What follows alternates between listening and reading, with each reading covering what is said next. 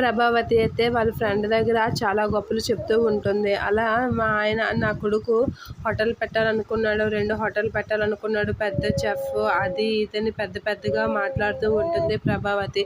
అలా మాట్లాడుతున్న ప్రభావతిని నోరు మూయమ్మా, ఇప్పటికే 1,00,000 అబద్ధాలు ఆడుంటావు అని చెప్పి బాలు అయితే గట్టిగా అంటూ ఉంటాడు.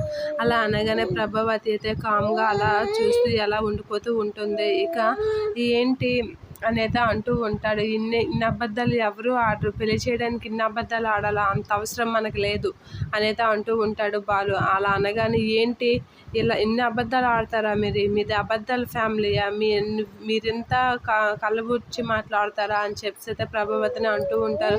అది కాదండి అని కవర్ చేయడానికి ట్రై చేస్తూ ఉంటుంది ప్రభావతి. అయినా మీరు ఇన్ని మాట్లాడుతుంటే మీ ఆయన ఏంటి చెప్పకుండా అలా దద్దమ్మలా చూస్తున్నాడు, మీ ఇంట్లో మీ ఆయన దద్దమ్మ ఎందుకు పనికిరాడా అనేది అంటూ ఉంటాడు. అలా అనేసరికి అక్కడున్న సత్యం అయితే షాక్ అవుతూ ఉంటాడు. ఇక బాలుకి అయితే చాలా కోపం వస్తూ ఉంటుంది.